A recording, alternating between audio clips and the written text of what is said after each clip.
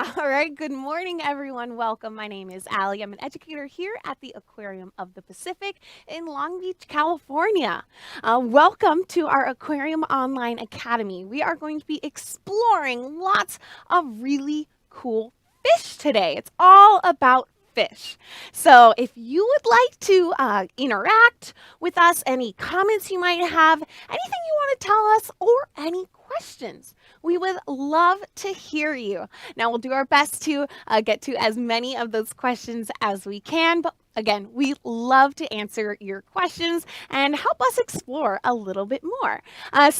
Right down here is our number. You can save that in your phone. You can text that over to us. I have my friend Erin at the computer. And that number is 562-286-1838. Erin will be taking all those text messages and then relaying them over to me. Now, texting rates do apply, so you might have to ask a grown-up or adult or parent if you need to. But if you have questions when we are not live, so not 9 a.m. On March 12th, then we prefer that you email us. And that's this email right down here, live@lbaop.org. So again, that's after our class, and we'll get back to you the next couple days as soon as we can. All right, in addition to Erin and I in the studio, I have my friend Jen behind the computer over here. She is controlling all of these really cool things behind me. So we are actually right now in the Shark Lagoon habitat, which is right outside. And of course, I see no sharks when I say Shark Lagoon, of course. Oh, there's one. Oh, and there's a turtle. You can see his tail coming up in the air. That's pretty silly. So this is our Shark Lagoon. This is a live webcam that you can watch whenever you want on our website. We have several different exhibits that you can check out as well. So go ahead and take a moment to observe. What do you notice about this? Now, today we are going to be focusing on fish. So I want you to take a moment and think, well, how do I know what makes a fish a fish? How do I know that this turtle here is not a fish? While you take a couple moments to do that, teachers, if you are watching with your class, now's a good time to go ahead and text us in if you would like to, the number of students watching. This really helps us better serve our community by taking a little bit of data. I will remind you at the end as well, but if you'd like to text that on in, we'd love to get that feedback. But let's go ahead and think, okay, well, what makes a fish a fish? Well, what do all these fish in here have in common? Well, I see a lot of these small tropical fish. Do you see these kind of swimming around? And then there's the sharks, too. Now, are sharks fish? Well, let's go back to these smaller tropical fish and think, well, okay, what do they have that makes them a fish? Well, they have the fins, right? Oh, this is a great view of a small tropical fish. Thank you, Jen. So they have these little fins. Might be a little hard to see. So they have the fins, and they have some fins back here. They have all different fins that we'll talk about. Okay, so what else makes them a fish? You might be thinking, ooh, I'm pointing right here, but right about here. They have gills. Yeah, so they don't breathe like we breathe. We can use our lungs and take in big breaths of air, whereas they take water over their gills. So they're still extracting the same thing. They're extracting the oxygen out of the water, just like we are out of the air, but they have something different. So they have the gills right here. And what about internally? What do they have? Now, I have a skeleton right here of a fish. I'm going to hold up. Now, I don't know what kind of fish this is, but this is kind of your basic fish, okay? And what do you notice about this fish? I'm going to put my hand. Ooh, perfect. Thank you, Miss Jen. What do you notice about this fish skeleton? Do you see anything kind of going down the middle of the fish?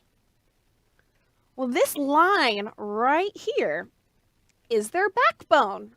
So I know I usually think of it as right on top, but it's actually kind of right in the upper portion. That long thing right here, that is their spine or their backbone. So we have backbones as well. So you can go ahead and touch your backbone. It's kind of bumpy, right? So we are vertebrates. All fish are vertebrates. They all have backbones. Now, some fish, like this fish right here, have bones made out, and their backbone included, made out of bones like us, right? The nice, hard calcium bones. Whereas some fish actually don't have that. Some fish still have backbones, but it's made out of cartilage instead. Do you know what I'm talking about? Oh, maybe some minds are turning here. We saw them just a moment ago. Yes, sharks. Sharks are, in fact, fish. They have that backbone. They have those gills. But, you know, their backbone, it's not made out of bone. It's made out of cartilage, like our nose, like our ears, very flexible material. So these are called cartilaginous fish, okay, for the cartilage. But we today are going to be focusing on bony fish. And those are just fish with your classic bones. All right, so that's what we're going to be focusing on today, and different adaptations that some fish have. Oh, and we have already some people texting on in. Welcome, Miss Amador's class. Hello, good morning. They're wondering, how many shark species do we have here at the Aquarium of the Pacific? Oh, perfect. Well, looks like we have approximately 13 different species. If we go back to Shark Lagoon, we can actually see a couple of those. So we have our black-tipped reef sharks in here. We also have gray reef sharks in here. They look pretty similar, but the black tips just have that really distinct black on their fins. We also have in here, we have a zebra shark. We actually have two, I think, right now. We have zebra sharks in here, and we have a sand tiger shark. So right before I stepped on camera today, Jen and I were watching the camera, and it went, whoo, the big shark went right across with all of those teeth out. That was the sand tiger shark. So that's already 4 in here. But then in touch pools, we have 2 other kinds. We have bamboo and epaulet sharks. Let's see, we have bonnet heads inside in our tropical gallery. Those are like a small hammerhead. Am I missing some? Actually, I think that might be it. So that might be it. We kind of had them all over the place. Oh, leopard sharks. We have leopard sharks as well. And possibly a horn shark, maybe, in one of our exhibits. They tend to hide a lot. So yes, there's lots of different species of sharks here at the aquarium. Great question. Oh, and what is the smallest fish? Oh, that's a really good question. I don't know if I can say it right. I had my friend Erin look it up for me because I wasn't sure of the smallest fish. It's called a Pediato Cypress, I think. Minnow. It's a minnow in swamps of Southeast Asia, and it is 0.3 inches. So really small. And that is the smallest fish. I'm assuming that's fully grown, because most fish, you know, they start off really tiny. But I'm assuming that is fully grown. They're only 0.3 inches. Whoa, that's really tiny. All right, everyone. Again, yes, if you have questions, definitely let us know. Text us on in. But I want to talk about some adaptations that fish have that are pretty unique to fish. Now, an adaptation is something that an animal or plant has on their body to help them survive. And they are born with this thing. So it's like to stay warm. Well, my hair could help, right, as a mammal. But I wouldn't really say my shirt or a jacket is an adaptation because, well, I'm not born with it. So let's go ahead and think of some unique adaptations that fish have. Well, of course, they have these fins we were talking about, right? They have the scales on their body. But there's actually something really cool that you can see really well in this picture. that you might not have noticed before. Does anyone see a line down kind of the middle portion, kind of where their backbone was in that skeleton? But you can kind of see it on the outside. Does everyone see a line right about here? Ooh, you can see it so well in this picture. Well, that line is something really cool that fish have, which I kind of wish that I had it. Well, I guess we kind of do in a way, a little bit different, but it's a way that they can sense what's around them. It's another way of sensing the water, the movement, fish next to them. This is called a lateral line. So the lateral line actually is tiny little sensory hairs, little tiny sensory organs there that actually can detect really small movements in the water. So I kind of think of it as if you blow on your arm hair, you can kind of feel it go one way or another, right? Kind of similar to that. But they can really depend on that lateral line because they use it all the time to feel something swim by them. Or have you ever seen a school of fish? A big group of fish that kind of swim together. And when one moves, all the other ones move. And when one moves this way, all the other ones move. It's pretty amazing how they have that. Oh, this is good. Let's see this. Let's see if all of these, they're definitely swimming in a school. They might not be as closely, moving, but they're all kind of know exactly, oh, this is good too. Perfect. They know exactly where one, like all of their fish friends, they know exactly where they are in the group. And that's because they use that lateral line. They use that lateral line on their side to know, oh, well, my school is going this way. I'm going this way within an instant. Oh, this is cool. I'm not sure what kind of fish these are. Jen, do you know what kind of fish? We're not sure what kind of fish these are. It's a little hard to tell from this perspective. But look how they all know exactly where each other are. And that is thanks to this lateral line. Now, it's a really cool adaptation that you can actually see on a lot of fish.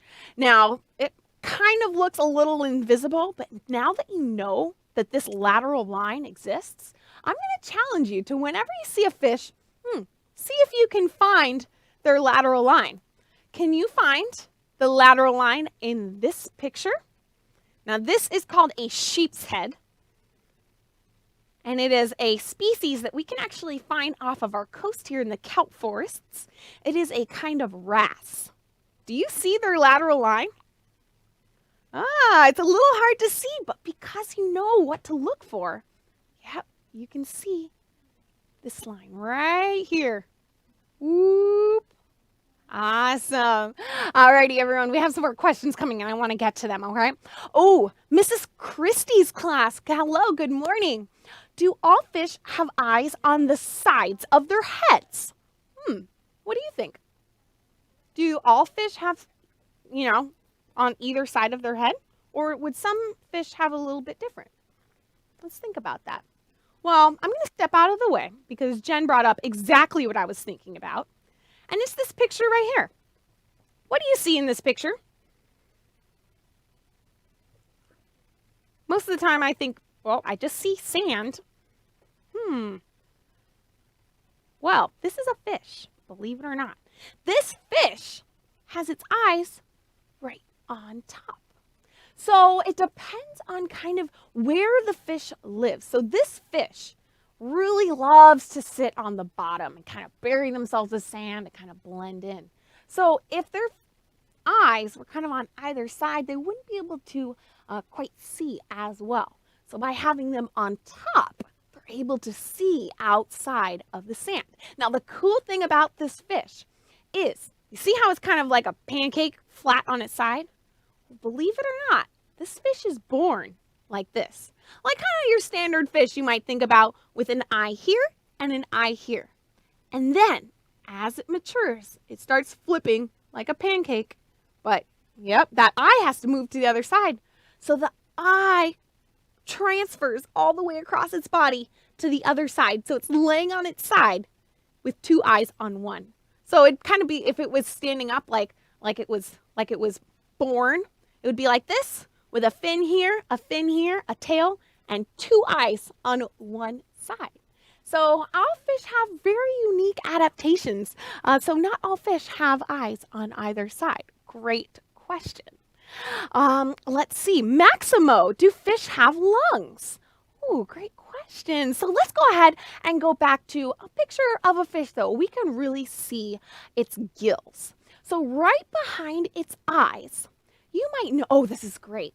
This is a Garibaldi. This is the California marine state fish. Did you know that? This is our state fish here in California, marine state fish.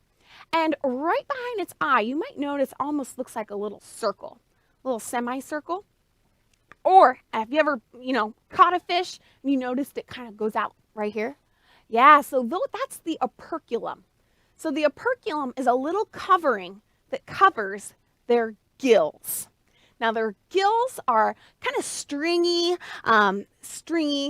and they have lots of surface area to touch as much water as possible. Because the more water that they touch, the more oxygen they can take out of the water. So fish, they don't use lungs. They use these gills instead.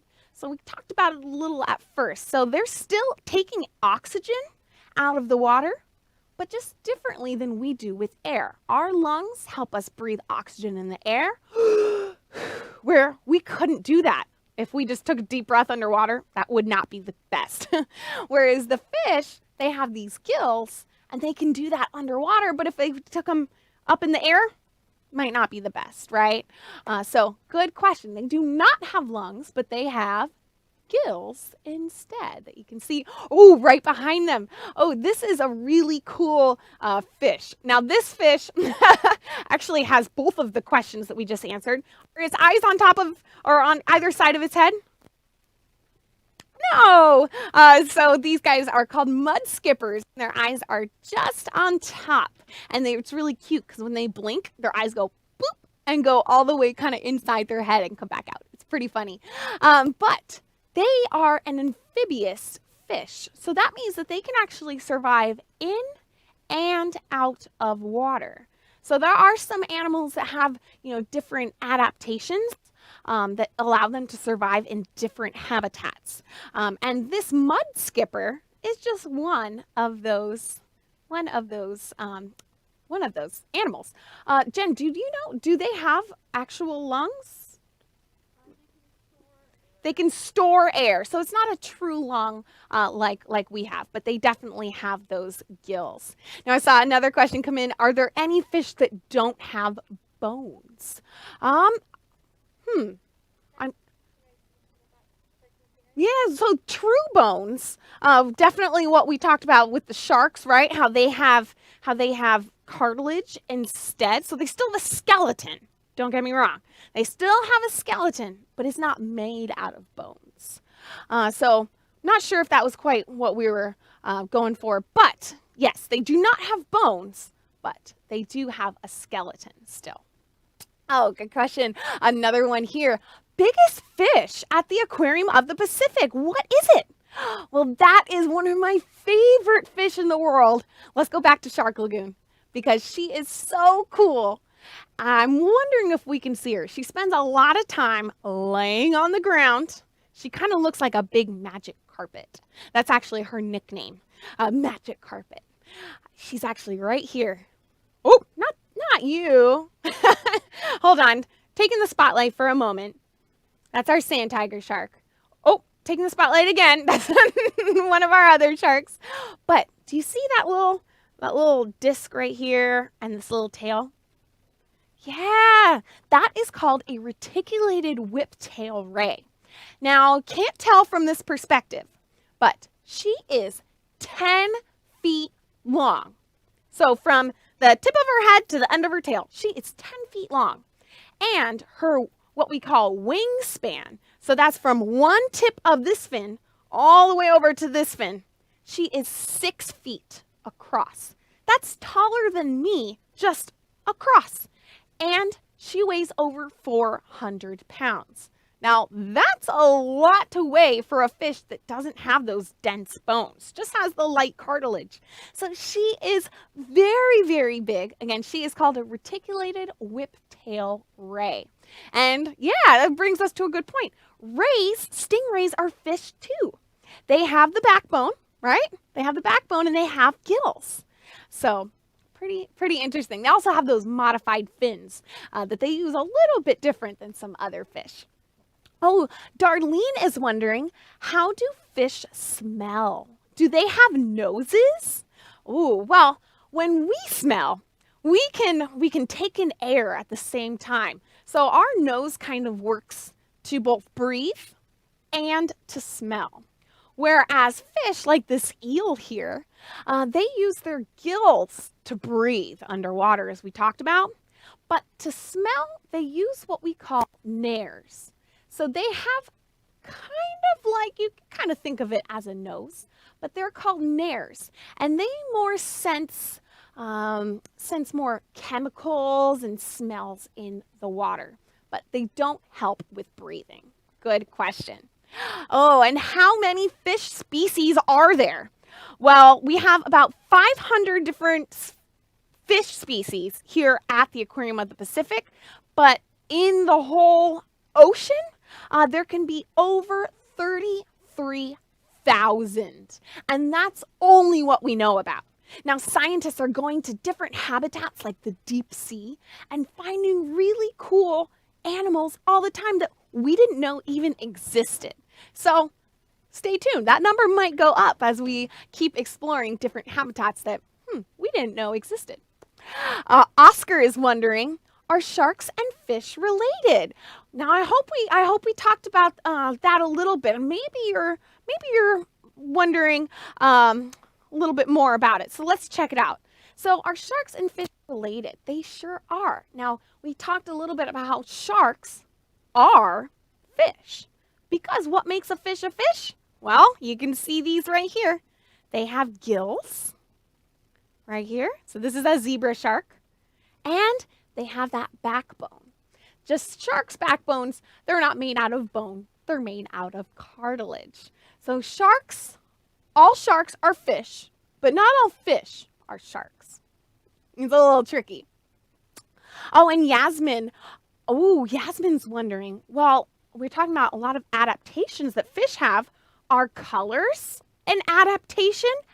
Absolutely, Yasmin. Yes, colors can definitely be an adaptation. Actually, if we just look at this shark right here, this zebra shark, do you think that she has any color adaptations? She has kind of a beige brown color with some spots.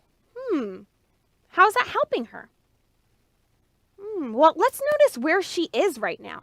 She is on the bottom, where it's nice and sandy. So if she was maybe like a blue or gray, she might stand out a little bit. But because she's kind of that sandy color with some spots, she blends in a little bit more with the bottom of the ocean. Let's go ahead and look at another fish with some colors. Ooh, can you even find this fish? It's a little tricky.